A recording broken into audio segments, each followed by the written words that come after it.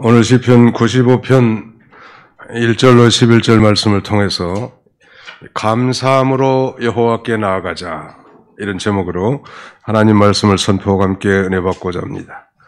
오늘 이제 2020년 추수감사주일 명절인데요. 여러분들의 심령에 하나님의 은혜로 말미암은 감사함이 충만한 절기가 되시기를 주님의 이름으로 축원합니다. 자, 오늘 보면 2절은 핵심절, 요절인데요. 우리가 감사함으로 그 앞에 나가며 시를 지어 즐거이 그를 노래하자. 우리가 감사함으로 그 앞에 나아가며 그랬는데, 나아가다는 말은 앞을 향해서 재촉하며 민첩하게 나가다, 혹은 즐거운 마음으로 기꺼이 나아가다, 그런 의미를 가지고 있습니다. 그러므로 이 기독교의 큰 절기인 추수감사주일을 맞이해서 우리 모두가 감사함으로 하나님을 향하여 민첩하게 나아가는 이런 복된 절기가 다 되시기를 바랍니다. 이런 말이 있습니다. 노래는 부를 때까지 노래가 아니고 종은 울릴 때까지 종이 아니며 사랑은 표현할 때까지 사랑이 아니라고, 그리고 마지막에 축복은 감사할 때까지 축복이 아니라는 그런 말이 있는데, 나에게 축복되는 일이 참 많았지만 감사하지 못해서 축복으로 받지 못한 경우가 얼마나 많았을까요? 그래서 이 매사에 감사합니다 라고 외치는 사람, 이런 사람이 가장 이 세상에서는 행복한 사람이라 할 수 있겠습니다. 이 세상에서 가장 부유한 사람은 만족할 줄 아는 사람이다, 이렇게 말했고요. 반면에 이 세상에서 가장 행복한 사람은 누군가? 그건 바로 이 감사하며 사는 그런 사람이 가장 행복하다고 규정하고 있습니다. 브라질 사람들은 감사합니다, 이런 말을 오브리가도, 그리고 여성들은 오브리가다 이렇게 말하는데요. 마치 일본 사람들 아리가또 혹은 마리가또 고자이마스와 같은 그런 표현 같아요. 감사합니다를 오늘 아침에는 이제 브라질어로 한번 해보겠습니다. 옆에서 한번 쳐다보세요. 오브리가또, 시작. 오브리가또. 네. 무슨 말인지 이해가 되시죠? 네. 감사합니다라는 거예요. 중국에는 세세, 러시아에는 스바시바, 그 다음에 뭐 여러 나라 말 있죠. 프랑스는 맥시, 이탈리아는 트라치에, 헝가리는 쾌세넘, 멕시코는 그라시아스. 아무튼 뭐 감사하다는 언어는 이렇게 다양하지만 그 중심의 내용은 다 한결같이 그 은혜에 대해서 보답하는 마음으로 감사합니다 하는 것입니다. 우리 추수감사절을 땡스기빙 데이라고 하는데, 땡스라고는 감사에다가 기브라는 동사에 ing를 붙여서 감사를 드리는 절기, 이렇게 말할 수 있겠습니다. 그런데 우리가 자주 들은 대로 이 감사란 말은 생각하다는 말의 어원에서 나왔다고 했기 때문에, 즉 thank you는 think에서 나왔다고 했는데, 우리가 인생을 생각해 볼 때 진정한 감사가 나오는 것입니다. 다시 말씀드리면 이 생각하지 않는 그런 인생은 결코 감사할 수 없음을 반증하는 거라고 할 수 있겠습니다. 우리가 즐거운 마음으로 감사해야 할, 그렇다면 우리 여호와 하나님은 어떤 분이신가? 우리 다시 1절, 2절을 같이 한번 통독하도록 하겠습니다. 시작. 오라, 우리가 여호와께 노래하며 우리의 구원의 반석을 향하여 즐거이 외치자. 우리가 감사함으로 그 앞에 나아가며 시를 지어 즐거이 그를 노래하자. 오라, 우리가 여호와께 노래하며 우리의 구원의 반석을 향하여 즐거이 외치자. 우리가 정말 감사해야 할 대상이신 그 여호와 하나님은 오늘 이 다윗으로 인정된 이 저자는 바로 우리의 구원의 반석이라고 이렇게 말합니다. 우리 구원의 반석을 향하여 즐거이 외치자. 여호와 하나님 바로 구원의 반석이시다. 이런 이 은유법은 대단히 의미심장한 것입니다. 이건 그냥 구원의 반석, 반석하면 큰 바위를 가리키는데 아주 듬직한 하나님의 모습을 보여주는 것입니다. 실제로 다윗은 그의 시편들에서 보면 여호와 하나님이 나의 반석이라고 그렇게 말합니다. 시편 18편 2절에 보니까 나의 힘이 되신 여호와여 내가 주를 사랑하나이다. 여호와는 나의 반석이시요 나의 요새시요 나를 건지시는 시요 나의 하나님이시요 내가 그 안에 피할 바이시로다. 여호와는 나의 반석이시요 그랬는데 하나님께서는 자기를 찾고 자기에게 피난해온 자기에게 도피해온 모든 백성들에게 언제나 안전하고 든든한 피난처가 되어질 것을 우리에게 가르쳐 줍니다. 우리 여호와 하나님은 소위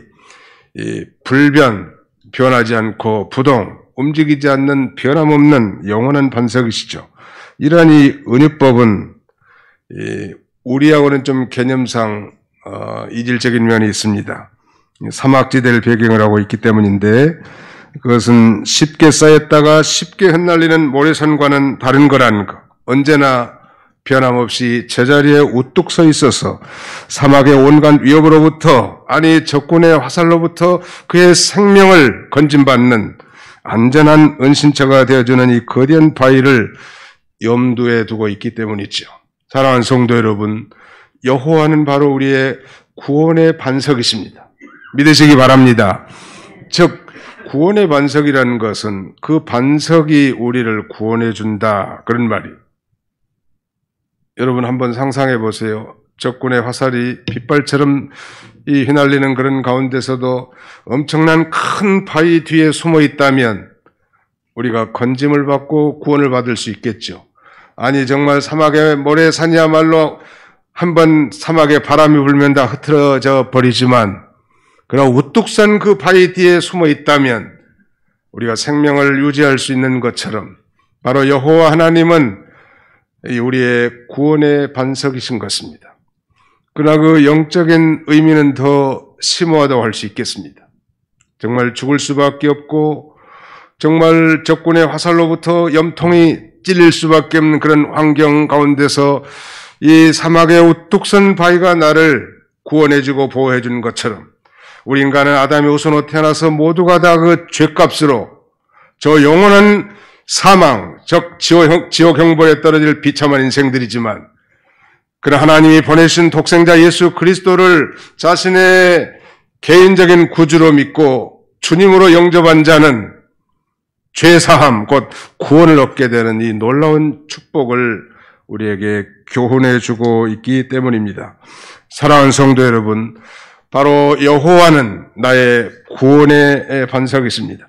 신명기 32장 18절에 보니까 너를 낳은 반석을 내가 상관하지 아니하고 너를 내신 하나님을 내가 잊었도다. 마치 그 이스라엘 백성들 그 출애굽 2세들이 진정한 구원의 반석 되신 하나님을 괴념치 않고 잊어버렸다고 그렇게 책망하는 것입니다. 우리가 이 구원의 반석이신 여호와 하나님의 은혜를 결코 잊어버리지 않아요. 어떤 분이 그런데 이 감사의 유효기간은 한 2달 된대요. 그러니까 한 석 달쯤 되면 아무리 은혜를 받고 혜택을 받았어도 다 잊어버리기가 쉽잖아요. 그래서 우리가 늘 익히 들었던 말씀들 가운데 은혜는 돌에 새기고 원수는 어디다 새겨라? 물에 새겨라. 원수는 물에 새기고 은혜는 돌에다 새기라는 것은 돌에 새기는 건 좀 오래 갈 수 있잖아요. 잊지 않고. 우리는 돌에다 새길 수는 없지만 우리 마음의 비석, 우리의 마음 이 심석 속에다가 마음비에다가 하나님이 우리에게 주신 그 특별한 은혜뿐만 아니라 또 일반 은총에 대해서도 잘 기억하고 그 다음에는 또 사람들로부터 또 우리가 받은 은혜를 잊지 말고 보온하는 그런 인생을 살아야 돼요. 그래서 순교자 손영환 목사님은 그의 이 성경책 표지에 그걸 써놨다고 하잖아요. 시편 116편에 나온 말씀, 여호와께서 내게 베푼 은혜를 무엇으로 보답할꼬? 그걸 써놨대요. 새벽마다 새벽 기도하면서 들여다보는 거예요. 여호와께서 내게 베푸신 은혜를 내가 무엇으로 보답할꼬? 자꾸 받기만 하고 얻기만 하는 그런 인생은 성공적인 인생이라고 할 수 없습니다. 다른 사람에게 베풀고 도와주고 은혜를 베푸는 그런 인생, 또 보온하는 인생, 성숙한 영적 그리스도인이라고 할 수 있겠지요. 하나님의 구원과 은총을 체험한 성도의 놀라운 신앙 고백이요. 내게 주신 모든 은혜를 내가 여호와께 무엇으로 보답할꼬? 추수감사주의일 뿐만 아니라 우리의 삶의 일상 가운데서 늘 이런 감사하는 마음을 가져야 합니다. 성경은 이렇게 증거하죠. 모든 사람이 죄를 범하였음에 하나님의 영광에 이르지 못하더니 그리스도 예수 안에 있는 속량 즉 구속으로 말미암아 하나님의 은혜로 값없이 의롭다 하심을 얻은 자 되었느니라. 예수를 믿는 자는 우리가 인식하든 그렇지 않는 자든 예수를 믿음으로 말미암아 값없이 하나님의 은혜로 너는 의인이다 이렇게 하나님께서 인정해 주시겠다는, 의인을 만들어 놓고 이제 의롭게 살라니. 아니, 우리가 아직 죄인 됐을 때 그리스도께서 우리 위하여 죽으심으로 하나님께서 우리에 대한 자기의 사랑을 확증하셨느니라 라고 성경은 증거합니다. 이런 이 놀라운 이 구원의 반석 되시는 여호와 하나님을 우리가 만만 감사하는 것. 두 번째는 3절 5절인데요. 보실까요? 여호와는 크신 하나님이시오 모든 신들보다 크신 왕이시기 때문이로다. 땅의 깊은 곳이 그의 손안에 있으며 산들의 높은 곳도 그의 것이로다. 바다도 그의 것이라. 그가 만드셨고 육지도 그의 손이 지으셨도다.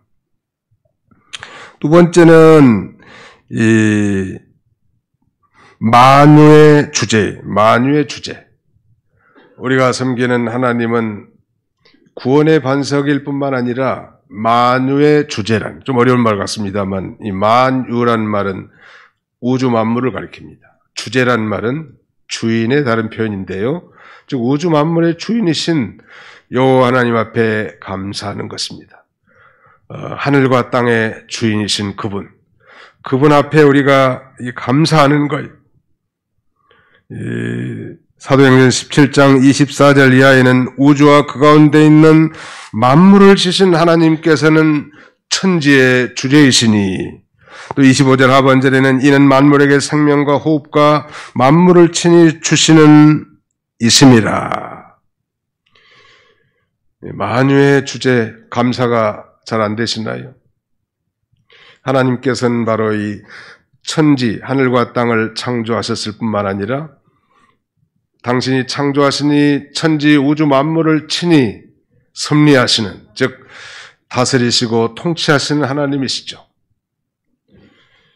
강대국들의 흥망성쇠를 뿐만 아니라 정말 교만한 자를 낮추시고 겸손한 자를 일으키신 하나님, 우리 인간의 모든 생사화복을 주관하신 전능하신 신, 새들에게도 먹이를 주시고 각종 동물에게도 식량을 공급해서 살게 하신 하나님, 그 하나님이 오늘 택하신 백성들에게도 어려운 가운데서 한 해 동안 살게 하신 것을 감사하는 거예요.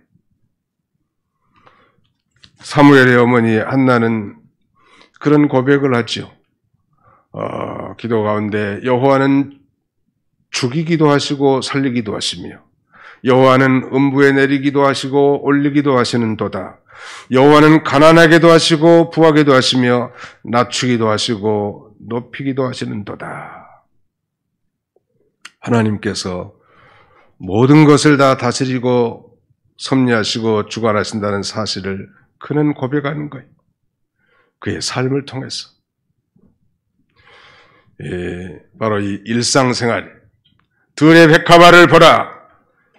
심지도 아니하고 거두지도 않는다고. 공중의 새를 보라고. 우리 예수님 말씀하시면서 하물며 내 천부께서 자기 백성들에게 구하는 자에게 좋은 것을 주시지 않겠느냐고. 그렇게 가르치지 않았습니까? 만물의 주인이신 하나님. 저도 기도할 때 그런 표현을 종종 쓰지요. 인간의 생사복을 주관하신 전능하신 하나님. 우리의 삶과 죽음, 생로병사까지 다 다스리시고 주관하시는 그 하나님을 생각할 때 우리가 참으로 만만 감사할 수밖에 없다는 전에도 제가 한번 소개한 바 있습니다만, 연세대학교 세브란스 병원에 가면 그 심장 혈관 병동에 누가 썼는지는 모르지만 어느 환자의 고백, 이런 그 시가 걸려 있는데요. 좀 들어보세요. 주님, 때때로 병들게 하심을 감사합니다. 이로 인해 인간의 연약함을 알게 깨닫게 해주시기 때문입니다. 가끔 고독의 수렁에 내던져 주심도 감사합니다. 그것은 주님과 가까워지는 기도이기 때문입니다. 일이 제대로 안 되게 틀어주심도 감사합니다. 그래서 나의 교만이 반성될 수 있습니다. 아들, 딸이 걱정거리가 되게 하시고 부모와 동기가 짐으로 느껴질 때도 있게 하심을 감사합니다. 그로 인해 인간의 보람을 깨닫게 되기 때문입니다. 먹고 사는데 힘겹게 하심을 감사합니다. 눈물로서 빵을 먹는 심정을 이해할 수 있기 때문입니다. 불의와 허위가 득세하는 시대에 태어난 것도 감사합니다. 이로 인해 하나님의 의가 분명히 드러나기 때문입니다. 땀과 고생의 찬을 맛보게 하심을 감사합니다. 그래서 주님의 사랑을 진실로 깨닫기 때문입니다. 주님, 이 모든 일로 감사할 마음을 주심을 감사합니다. 이 모든 일로 하나님과 가까워지게 되는 계기가 되기 때문입니다. 이 기도문이 그 입원 환자들에게 아주 많은 위로와 용기를 줬다고 합니다. 또 내방객들에게도 이 시는 신앙적인 도전을 주고 있어서 화제가 되어 있다고 하는데, 수술을 앞둔 환자가 이 시를 읽는 순간 말할 수 없는 위로와 용기를 얻었고, 또 병문안 왔다가 이 시를 발견하고 이 시를 베끼다가 다른 사람에게 나눠준 사람도 있는 거예요. 저도 지금 인용하잖아요. 생각해보면 우리의 삶이 얼마나 연약한지 알 수 없어요. 병들고 낙심하고 외롭고 위리 뒤틀리고 걱정 근심이 떠나지 않고 게다가 경제적으로 힘들고, 이 올해 같으면 코로나19로 말미암은 근심 걱정 이루 말할 수 없단 말이에요. 다시 말씀드리면 그런 환경과 형편만 바라본다면 우리가 결코 감사할 수 없고 원망과 불평의 인생을 살 수밖에 없는 것이 현실이란 말. 그럼에도 불구하고 우리는 감사하는, 범사에 감사하라. 이는 그리스도 예수 안에서 너희를 향하신 하나님의 뜻이니라 라고 말씀합니다. 여러분, 어떻게 우리가 이 범사에 감사할 수 있을까요? 그것은 바로 이 그리스도 예수 안에서 가능한 일입니다. 아담 안에서는 결코 불가능한 일이요. 두 번째 아담인 그리스도 안에서는 가능한 일입니다. 아담 안에 태어난 모든 인간들은 자기의 그 육체적 욕망과 꿈과 비전을 위해 살지요. 자기 죄 있는 본성을 이 만족시키기 위한 분주한 삶을 살지만 여전히 허덕이고 지치고 목마르고 병들고 방황하게 되는 것이 아담 안의 삶이라면, 이제 예수 그리스도를 믿고 구원받은 하나님의 자녀들은 이제 범사에 우리가 감사할 수 있는 것은, 우리 하나님께서는 당신이 사랑하는 자 곧 그 뜻대로 부르심을 입은 자들에게 모든 것이 합력해서 선을 이루시기 때문이죠. 그러므로 우리는 그리스도 안에서 모든 환경 가운데서도 하나님 앞에 항상 감사할 수 있습니다. 만유의 주제 되시는 그분이 우리 아버지시기 때문이죠. 자, 마지막 하나를 더 살펴본다면 그거예요. 이제 6절로 11절까지 내용인데요. 제가 6절로 7절만 읽어볼게요. 6절, 오라 우리가 굽혀 경배하며 우리를 지으신 여호와 앞에 무릎을 꿇자. 그는 우리의 하나님이시요 우리는 그가 기르시는 백성이며 그의 손이 돌보시는 양이기 때문이라. 오라 우리가 굽혀 경배하며 우리를 지으신 여호와 앞에 무릎을 꿇자. 우리 하나님 앞에 경배하며 찬양하며 무릎을 꿇고 하나님 앞에 영광 돌리고 감사할 이유에 대해서 이렇게 말합니다. 7절에 그는 우리의 하나님이시요 우리는 그가 기르시는 백성이며 그의 손이 돌보시는 양이기 때문이라 그랬습니다. 바로 여호와 하나님은 우리의 선한 목자가 되어주셔서 우리를 기르시고 먹이시고 입히시고 친히 인도하시는 거예요. 야곱의 고백과 같이 환난 날에 내게 응답하시며 나의 길에 가는 길에 함께 하신 하나님이었다고. 아니 나의 나무로부터 나의 출생으로부터 지금까지 나를 기르신 하나님이었다고 자신이 스스로 이 어린 양됨을 고백하잖아요. 바로 여호와 하나님, 그분은 곧 우리의 선한 목자가 되시기 때문에 우리가 하나님 앞에 감사할 수 있는 것이죠. 전에 사용했던 통일 찬송가에는 참 목자 우리 주 이런 찬송이 있었어요. 우리 이제 새 찬송가에는 사라졌는데 클레멘트 오브 알렉산드리아가 이 작시한 찬송인데 이 통일 찬송가 중에서는 가장 올디스트한 가장 오래된 찬송이죠. 그 가사 내용 1절만 소개하면 참 목자 우리 주 사랑과 진리로 이끄시네 승리한 우리 주 그 이름 기리며 성도들 모여서 찬송하라. 바로 참 목자가 되신 그 하나님 앞에 우리가 추수감사절 뿐만 아니라 늘 감사하는 것. 옛날에 삼양라면에 다니셨다고 하는 전 우리 교단의 총회장을 지내신 김영진 목사님은 금년에 이제 골수 다발성 혈액암으로 세상을 떴어요. 혈액암 중에는 3가지가 있다고 그래요. 백혈병, 림프종, 골수다발성. 근데 골수다발성은 다 죽는데 대개다. 시간 문제지. 그래서 아무튼 총회장도 지내시고 참 훌륭한 인격자신데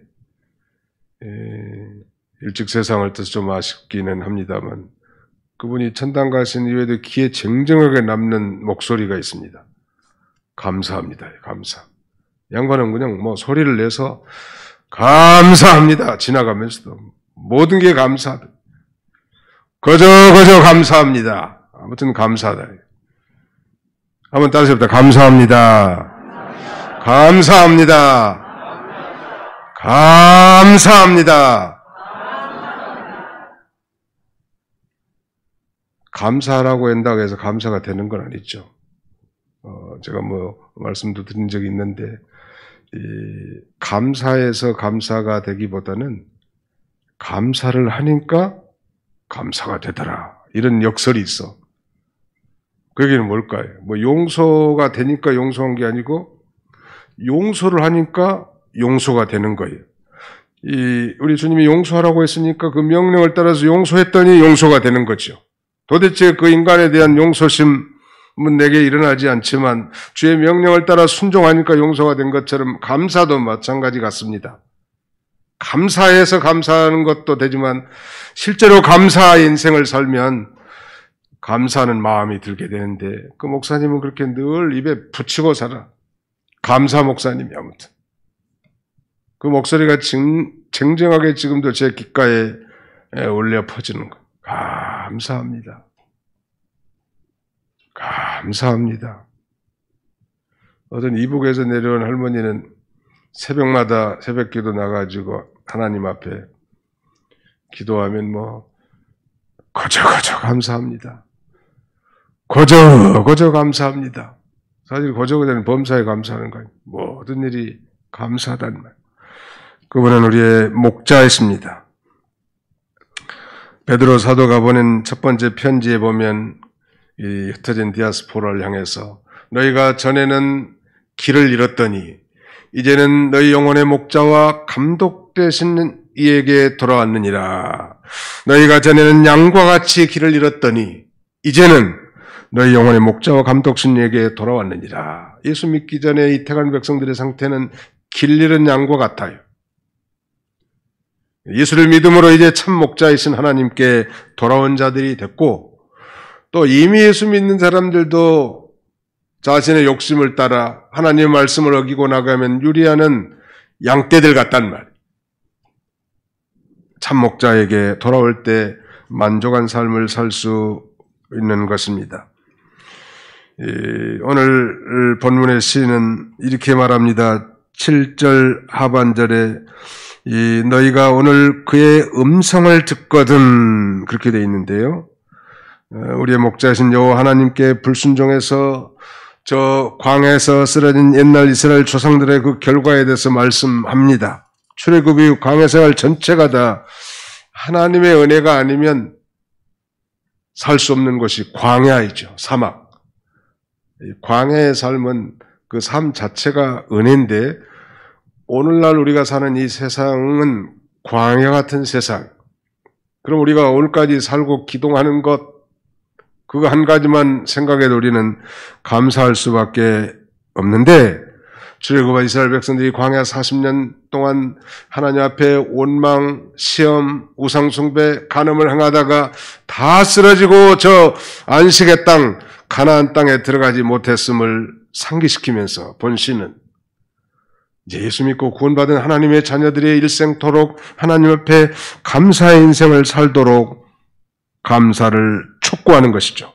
사랑하는 성도 여러분, 오늘 이 시는 이 성경학자들은 대개 다윗이라고 이렇게 인정한 정구에 히브리서 기자도 친히 이 시가 다윗의 시라고 인용하고 있죠. 근데 실제로 다윗은 자신이 아버지 이새의 이 양떼들을 기르는 목동 생활하지 않았습니까? 그래서 양의 생리와 생태를 너무너무 잘 아는 목동으로서. 그러면서 자신도 이제 하나님 앞에 이제는 이 양이고 여호와 하나님이 자신의 진정한 목자라고 그렇게 노래합니다. 저는 그 시를 너무너무 좋아해요. 시편 23편. 여러분들도 좋아하시는 분들 많이 계실 것 같아요. 여호와는 나의 목자시니 내가 부족함이 없으리로다. 그가 나를 푸른 초장에 누이시며 실만한 물가로 인도하시는도다. 내 영혼을 소생시키시며 자기 이름을 위하여 의의 길로 인도하시는도다. 내가 사망의 음침한 골짜기로 다닐지라도 해를 두려워하지 않을 것은 주께서 나와 함께 하심이라. 주의 지팡이와 막대기가 나를 안위하시나이다. 주께서 내게 온수의 목전에서 내게 상을 베푸시고 기름으로 내 머리에 바르셨으니 내 잔이 넘치나이다. 나의 평생에 여호와 하나님의 선하심과 인자하심이 정녕 나를 따르리니 내가 여호와의 집에 영원히 거하리로다. 여호와는 나의 목자시니 한번 따라해봅시다. 여호와는 나의 목자시니 내가 부족함이 없으리로다. The Lord is my shepherd, for I shall not in want. 여호와가 나의 목자시기 때문에 나는 결코 결핍됨이 없는 만족한 삶을 삽니다. 그런 고백이요. 사랑하는 성도 여러분, 그러므로 오늘 이 시인은 여호와 하나님이 바로 우리의 선한 목자가 됐음을 인정하고 그 하나님 앞에 감사의 삶을 사는 거예요. 이제 말씀을 맺고자 합니다. 우리가 추수감사절을 맞이해서 정말 감사함으로 여호와 하나님 앞에 나아가는 저와 우리 모두가 다 돼야 되겠는데 과거에 출애굽한 이스라엘 백성들이 정말 모든 은혜를 받고도 실패한 것을 우리가 전감으로 삼아서 우리는 우리를 구원해 주시고 구원의 반석이 되어 주시고 만유의 주제이신 그분, 아니 우리의 선한 목자이신 여호와 하나님 앞에 날마다 감사하는 그런 그 복된 인생을 사시기를 주님의 이름으로 축원합니다. 성경에는 감사란 말이 수도 없이 많이 등장하는데 한 연구한 학자에 의하면 구약 성경에 127번, 신약 성경에 57번, 도합 184번이 등장한다고 이렇게 발표된 숫자가 있는데요. 이 말이 무슨 뜻일까? 그러니까 하나님을 믿는 이 그리스도인의 삶 속에서 이 감사 생활이야말로 가장 중요하다. 그걸 의미한다 할 수 있겠습니다. 성경에 등장하는 그 인물들이 그만큼 하나님께 감사의 삶을 살았다는 반증이기도 하겠죠. 히브리 말로 이 감사를 토다라고 합니다. 이 토다라는 말은 하나님의 은혜에 대한 고백적인 언어인데요. 그래서 이 토다라는 말에는 하나님을 찬양한다 하는 뜻이 들어있고 하나님께 감사 제물을 드린다 하는 뜻이 있습니다. 시편 95편 2절에 오라 우리가 여호와께 노래하며 우리 구원의 반석을 향하여 즐거이 부르자 그랬는데 여기 감사란 말이 모두 다 토다예요. 토다란 말은 토를 달다 그런 말 아닙니다. 누가 말하면 꼭 뒤에서 쫑알쫑알 이렇게 토를 다는 사람들이 있는데 그런 게 아닙니다. 성경에 나오는 감사라는 말은 하나님과의 관계적인 말이고 하나님께 대한 고백적인 말이죠. 이런 말씀을 드리는 이유가 있습니다. 이 감사라는 말을 가볍게 여기지 말라니.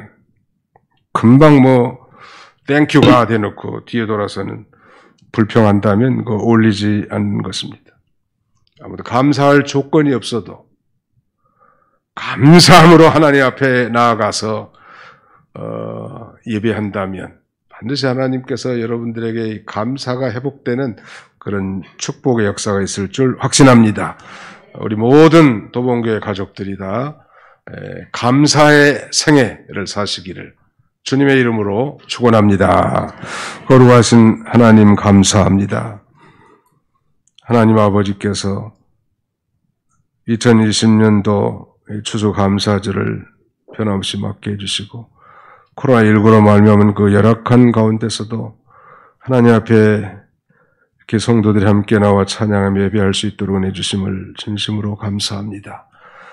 여호와 하나님이 구원의 반석이시여 만유의 주제이실 뿐만 아니라 우리의 선한 목자가 되심을 알고 다윗은 하나님 앞에 감사의 삶을 살았다고 했사오니 광야에서 은혜 받고도 다 원망불평하다 쓰러진 그 이스라엘 조상들 같은 삶을 살지 말고 우리의 환경을 초월하여 우리의 사건을 초월하여 우리의 삶의 호불호를 막론하고 범사에 감사하는 우리 모든 성도들이 다 되게 해 주옵소서. 예수님의 이름으로 기도하옵나이다. 아멘.